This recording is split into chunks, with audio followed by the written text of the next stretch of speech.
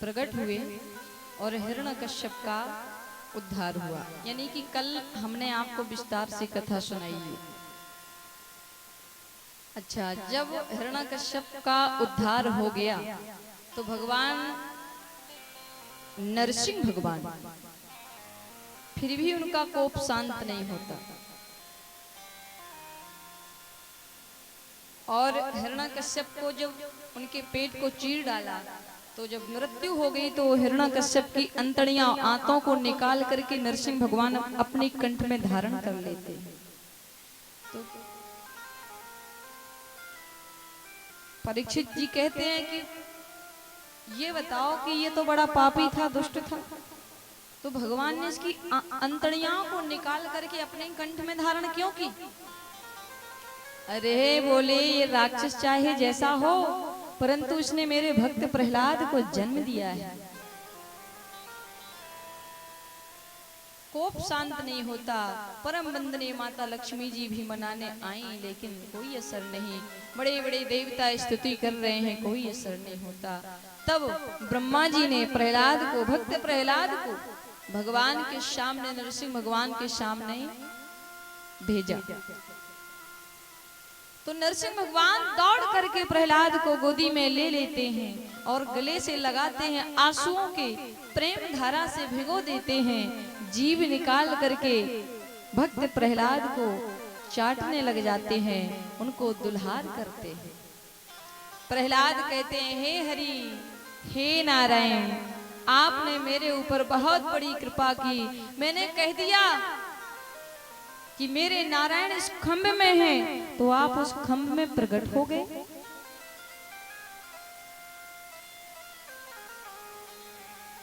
महाराज प्रहलाद जी गोदी में बैठे हैं।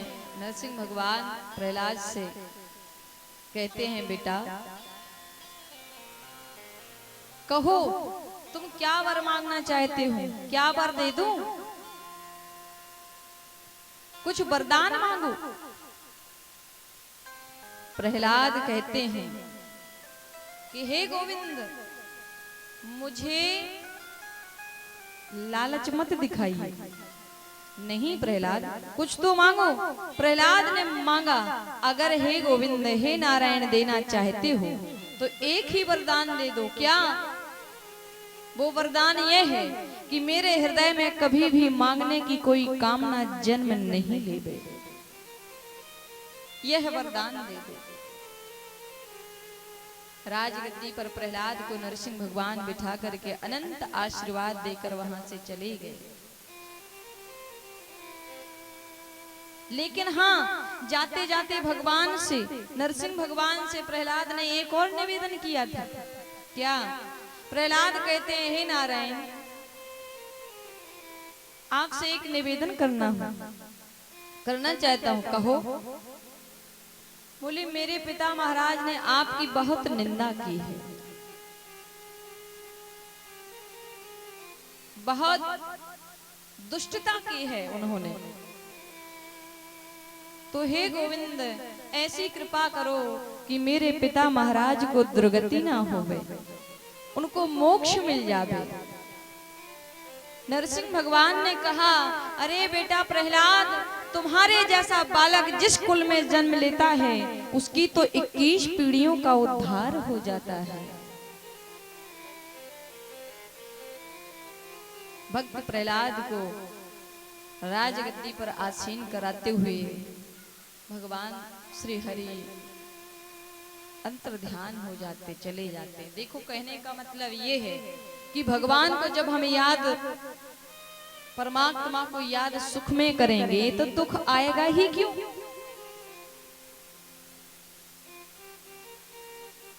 लेकिन जीव क्या करते हैं?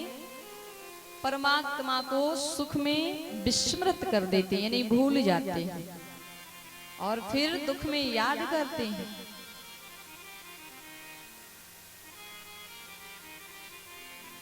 दुख में सुमिरन सब करे, सुख में करे न को। जो सुख में सुमिरन करे, तो दुख काहे को हो,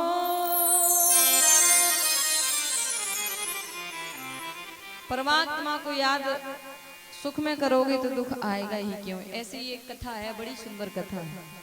एक पर्वत था जिसका नाम था त्रिकूट पर्वत। उस त्रिकूट पर्वत की मंगलमयी कंदरा में एक हाथी रहता है जिसका नाम है गजेंद्र, गजराज। गजराज यानी हाथियों का राजा, जिसके अंदर 10,000 हाथियों का बल है, जिसकी 50 पत्नियां, 150 पुत्र थे। गजराज को इतना अभिमान था कि जो भी छोटे छोटे जीव जंतु हैं उन सबको कहते हैं गजराज की सुनो, यहाँ तुम्हें कोई भी कष्ट होवे मुझे कहना, मेरे राज्य में कोई दुखी नहीं रह सकता। अभिमान के साथ में कहा। एक दिन गजराज किसी मानसरोवर में स्नान करने के लिए गया। अच्छा, हाथी को स्नान करने का बड़ा शौक होता है। गया तो उसी विशाल सरोवर में कोई विशाल गिराह रहता था।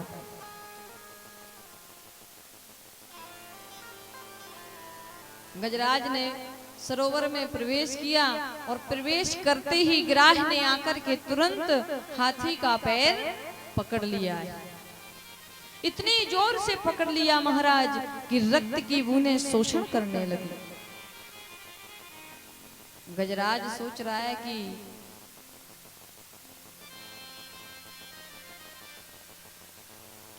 कोई छोटा मोटा जीव हमारे पैर से लग गया होगा, पहले स्नान तो कर लो, इसके बाद ही देखूंगा मैं इसे।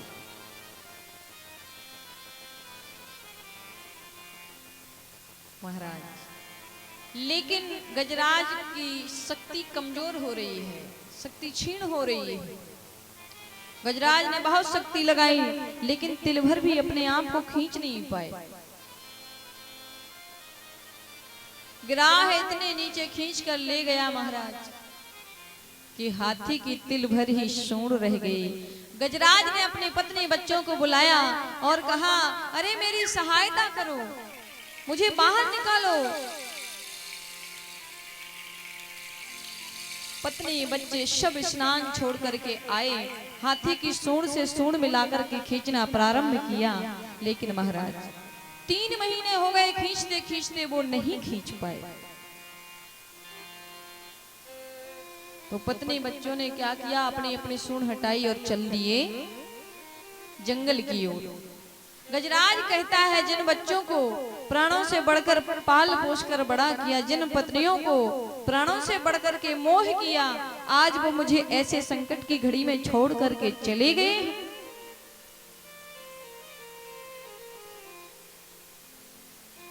अरे इन संसार वालों से क्या सहायता मांगूं? सहायता मांगनी ही है तो मेरे नारायण से मांगो, मेरे कन्हैया से सहायता मांगो। संसार के लोगों से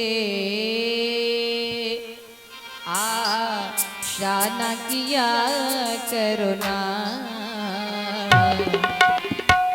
जब कोई ना हो अपना, राधे श्याम जपा करना, जब कोई ना हो अपना, राधे श्याम जपा करना।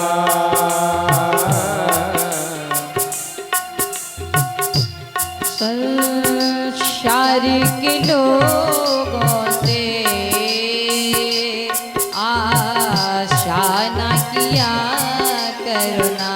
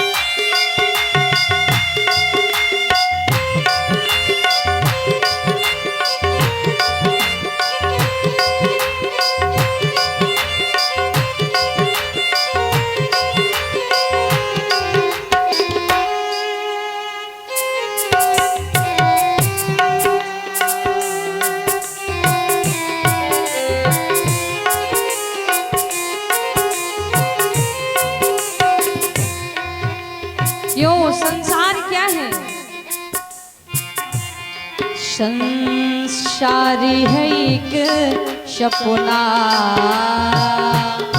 यहाँ कोई नहीं अपना। संसारी है एक सपना, यहाँ कोई नहीं अपना। जब कोई ना हो अपना, राधे श्याम जपा करना। जब कोई ना हो अपना, राधे श्याम जपा करना। जब कोई ना हो अपना, राधे श्याम जपा करना। जब कोई ना हो अपना, राधे श्याम जपा करना। ओ राधे श्याम जपा करना। राधे श्याम जपा करना।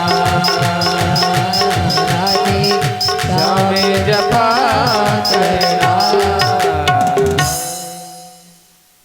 दुनिया में हम और आप सोचते हैं कि यह परिवार सब मेरा ही तो है।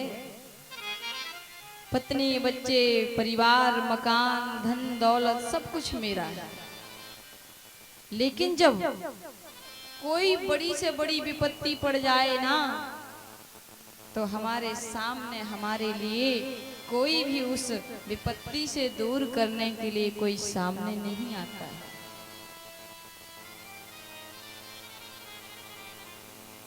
गजराज कहता है कि परिवार सब छोड़ करके चला गया है। देखो, गजराज को अथाह जल में नीचे खींच कर ले गए ग्राह, तो तिल भर ही सूंड बाहर बची है। गजराज सूंड उठा करके बंधन करता है।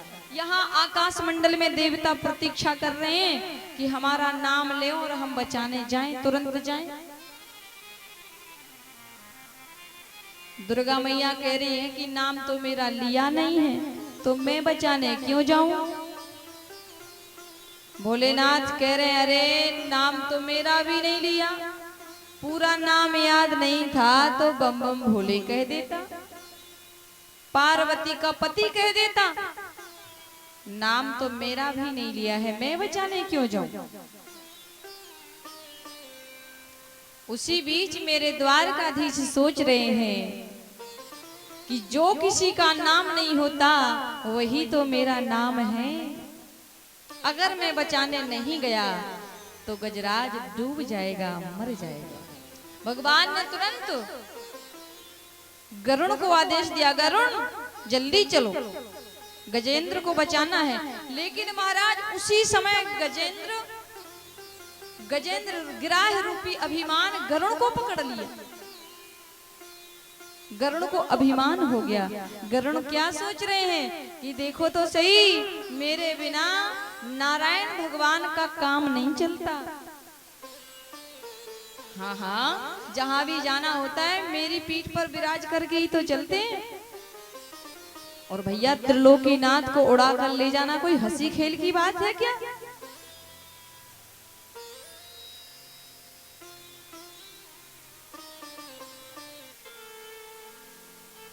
महाराज भगवान ने बुलाया, अरे गरुड़ जल्दी चलो। अरे बोले आ रहा हूं भगवान, थोड़ा समय तो लग ही जाता है आने में। आए भगवान ने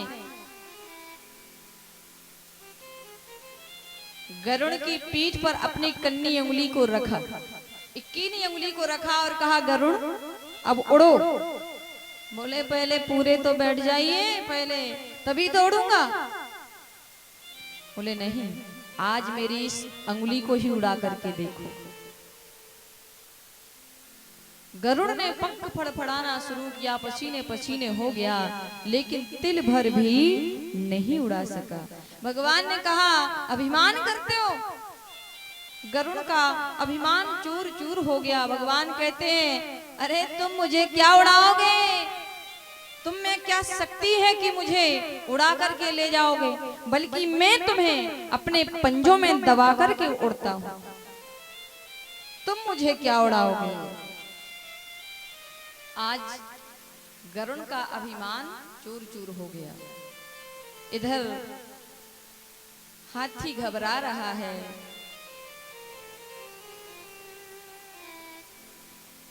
पाप करे,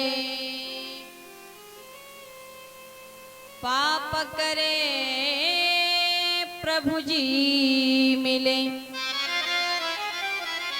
और पाप करे सुखी होए, और पाप करे मुक्ति मिले, पाप करो सबको। समझ में आया? पाप करें नहीं, वो वाला पाप नहीं करें कि जाकर किसी की हत्या कर दो या किसी के साथ बुरा कर दो, नहीं। पाप पकड़ें, प्रभु जी के पांव पकड़ें, पांव पकड़ें मुक्ति मिले, पांव पकड़ें, पांव पांव पकड़ें सुख होए, और पांव पकड़ें मुक्ति मिले। सो भैया पांव पकड़ो सबको।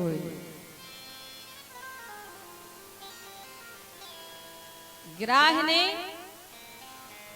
हाथी का पैर पकड़ लिया है। आज स्वयं श्रीमन नारायण गिराह का उद्धार करने के लिए आ रहे। गजेंद्र सूंड उठा करके नारायण भगवान का वंदन करते हैं।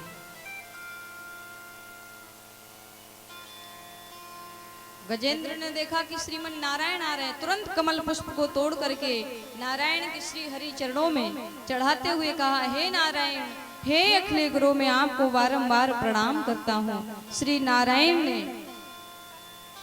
हाथी की सूंड को पकड़ करके बाहर खींचा कि साथ में गिराह भी खींचा चला आया। श्री नारायण ने अपने सुदर्शन चक्र से गिराह के सिर को ही धड़ से अलग कर दिया है। ओम नारायण भगवान की जय हो। सुनेरी मैंने निर्मल के बलरा। व्यक्ति के सारे बल जब छीण हो जाते हैं, नष्ट हो जाते हैं, तो हार करके गोविंद को ही तो पुकारता है। बोले एक बात बताओ, भगवान ने गिराह की मुक्ति की या गजराज की? सुखदेव जी कहते हैं, भगवान के हाथों से मरना भी मुक्ति और भगवान के हाथों से बचना भी मुक्ति। इसलिए गिराह की मुक्ति की, गजराज को बचा लिया है। महाराज गोविंद के चरणों में जिनकी श्रद्धा हो, हृदय की डोरी जिनकी गोविंद के चरणों में लगी हो, तो मेरे गोविंद कभी उसे बहने नहीं देते हैं।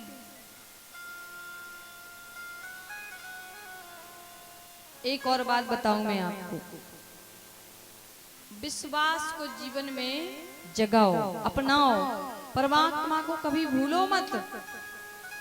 ये मत सोचो आप कि भगवान तो सिर्फ मंदिर में ही जाकर मिलेंगे, मंदिर में ही बैठे होंगे भगवान, यहाँ तो हम अकेले हैं, यहाँ थोड़ी ना भगवान कुछ देख रहे हैं। नहीं, भगवान तो सर्वत्र निवास करते हैं। एक बात और ध्यान दें कि प्रभु के चरणों में जो हम फूल माला चढ़ा देते हैं, तो वो कभी भी भूल करके हमारे पैरों में नहीं आना चाहिए, चरणों में नहीं आना चाहिए। सेवा का अपराध होता है। एक बार क्या हुआ, दुर्वासा जी गए भगवान के धाम। भगवान के धाम गए तो भगवान ने दुर्वासा जी को सुंदर प्रसादी माला अपनी उतार करके दुर्वासा जी को पहना दी। अब दुर्वासा जी वही माला पहन करके सीधे आए इंद्र के पास। तो इंद्र ने स्वादिष्ट भोजन करवाया और महाराज इंद्र को, तो इंद्र को देखकर दुर्वासा जी बड़े प्रसन्न हुए।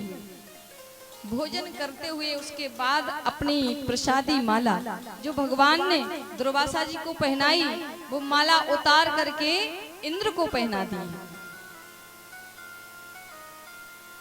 तो इंद्र के हाथी ने वो माला तोड़ करके पैरों के नीचे कुचल दिया है। महाराज जानते हो परिणाम क्या हुआ?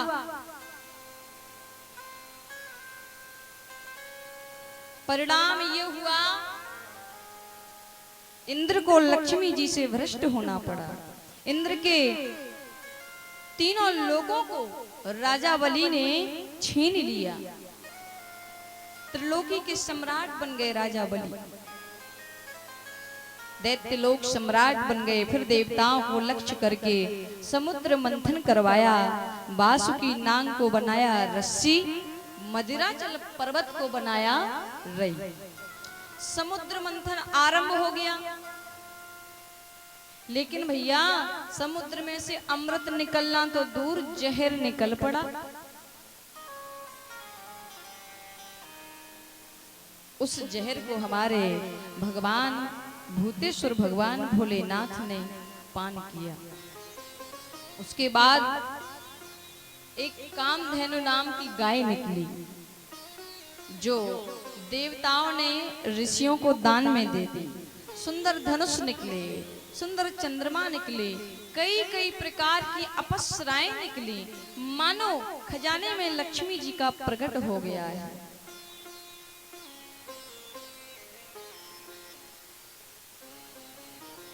भगवान देखो, यहाँ अमृत का कलश लेकर के धन्वंतरी निकला, दैत्य लोग छुड़ा करके अमृत ले गए। तो भगवान मोहिनी बनकर आए और समस्त देवताओं को अमृत पिलाया, दैत्यों को परास्त कर दिया। शंकर जी भगवान भोलेनाथ उस रूप को देखते ही रह गए। मेरे कहने का मतलब ये कि सेवा के कई अपराध हो जाते हैं, भूल कर भी फूल माला हमारे चरणों में नहीं आना चाहिए। सेवा के अपराध होते हैं। कितने भी ऊंचे पद पर बैठ जाएं, कितने भी ऊंचे प्रतिष्ठा पर पहुंच जाएं, पर जब तक आप गोविंद नाम को नहीं गाओगे, श्री हरि गोविंद नाम को, प्रभु को स्मरण नहीं करोगे, तो बिगड़ी बन थोड़ी ना सकती है।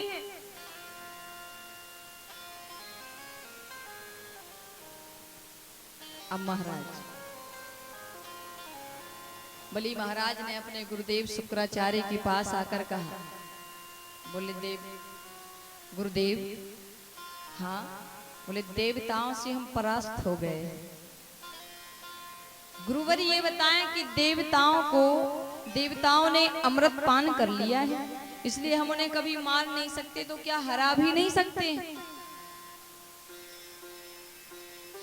आचार्य शुक्राचार्य कह रहे हैं कि अमृत पान करने वाले देवताओं को यदि परास्त करना है तो 3 बातों का जरूर ध्यान दें। पहला, गौ सेवा, दूसरा गुरु सेवा, और तीसरा संत सेवा। एक बात और बता दूं मैं आपको, गौ सेवा तो प्रत्येक व्यक्ति को करनी चाहिए। अगर आप मंदिर नहीं जाते हैं, महीने में 2-4 बार मंदिर नहीं गए तो चलेगा। आपने अगर गुरु सेवा नहीं की तो भी चलेगा, अतिथि सत्कार नहीं किया तब भी चलेगा, लेकिन अगर आपने गौ सेवा नहीं की तो ये बिल्कुल नहीं चलेगा। क्यों? जानते हो, गाय के शरीर में 33 करोड़ देवताओं का वास है। इसलिए गौ सेवा हर प्रत्येक व्यक्ति को करना चाहिए। एक बार क्या हुआ, समस्त देवताओं को भगवान के समस्त देवताओं को गाय के शरीर में स्थान मिला। तो गाय के शरीर में समस्त देवताओं को अपना अपना स्थान मिल गया। परम वंदनीय माता लक्ष्मी जी बाद में आई, तो उधर कोई स्थान ना बचा, कोई स्थान नहीं रहा।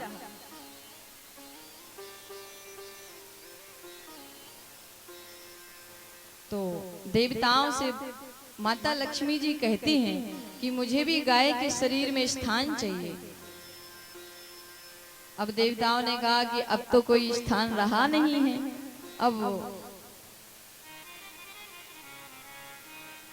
अब क्या हो सकता है, अब क्या करूं। तो देवताओं ने कहा एक जगह है, अगर आप उसे स्वीकार कर सको तो। हाँ बताओ। देवताओं ने कहा गाय का गोबर है, वो जगह खाली है। परम वंदनीय माता लक्ष्मी जी गाय के गोबर में वास करने लगी हैं महाराज। तो बताओ, गौ माता की सेवा करने से समस्त देवताओं की सेवा का फल प्राप्त हो जाता है। ठीक है। एक दिन शुक्राचार्य ने कहा बलि जाओ स्वर्ग पर चढ़ाई कर दो, मेरा आशीर्वाद है तुम्हें विजय श्री प्राप्त होगी। बलि महाराज ने सेना को लेकर के स्वर्ग पर चढ़ाई कर दी। महाराज स्वर्ग ही नहीं त्रिलोकी को अपने कब्जे में कर लिया है, तीनों लोकों के स्वामी बन गए हैं राजा बलि।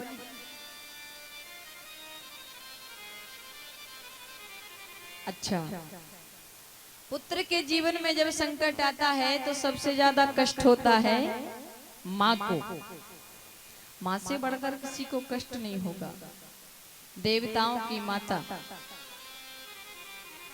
आज माता अदिति महल में शांत बैठी है, उदास बैठी है। भगवान कश्यप आए। कश्यप ने कहा क्या बात है देवी, बड़ी उदास लगती हो, क्या हुआ? तुम्हारा भजन पूजन माला जाप ठीक ठाक चल रहा है ना? क्योंकि जिनको माला जाप करने, मंत्र जाप करने का, भजन करने का, पूजा करने का रोज रोज जिनको मन में रहता है, जिनकी आदत रहती है, और अगर एक दिन उनका पूजन भजन पूजन ठीक से नहीं हो पाए तो उनका दिन भर मन नहीं लगता है। फिर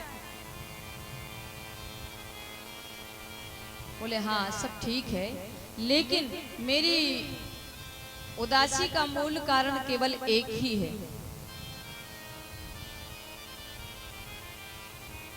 क्या? बोली हे भगवान, मैं अनहित किसी का करना नहीं चाहती, मैं किसी को मारना नहीं चाहती।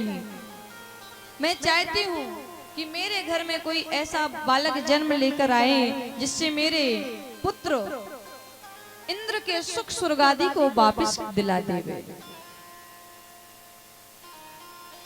भगवान कश्यप कह रहे हैं अरे देवी कौन किसकी माता, कौन किसका पिता, सब ये एकदम आपका सोचना एकदम वहम है, नाटक है ये तो।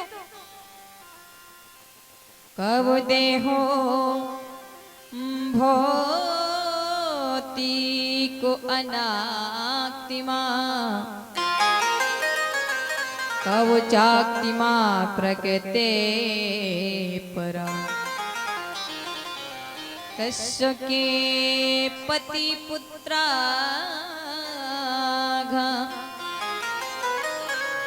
मोह एवं ही कारणम। कौन किसकी माँ, कौन किसकी पिता, सब ये सोचना गलत है। मान लो कि आप अपने घर में बैठे हैं, सामने सड़क पर दो बच्चे खेल रहे हैं, एक आपका और एक पड़ोसी का। धूप बड़ी तेज है, जब आप अपने बच्चे से कहोगे कि बेटा भीतर आ जाओ, धूप बड़ी तेज है, बाहर मत खेलो, आपने अपने पुत्र को तो बुला लिया, लेकिन पड़ोसी के सामने वाले पुत्र को कुछ भी हो उसकी हमें कोई परवाह नहीं। यही तो है मैं और मेरा। अरे बोली माता ने कहा आप पिता हो इसलिए नहीं समझ सकते हो कि माँ के हृदय पर क्या बीतती है, कितना कष्ट होता है पुत्र के जीवन में संकट आ जाने से। भगवान कहते हैं तो चाहती क्या हो? बस यही चाहती हूँ कि मेरे घर कोई ऐसा बुद्धिमान बालक आए जिससे सुख स्वर्ग आदि को वापस दिला दे। ठीक है। कश्यप भगवान कह रहे हैं मैं तुम्हें एक व्रत बताता हूँ जिसका नाम है परयोव्रत, यानी प्रतिपदा से लेकर के त्रयोदशी तक ये व्रत होगा। यज्ञेश भगवान की स्तुति करना, नारायण भगवान की आराधना करना, मुझे विश्वास है कि तुम्हारे कष्टों की निवृत्ति जरूर होगी।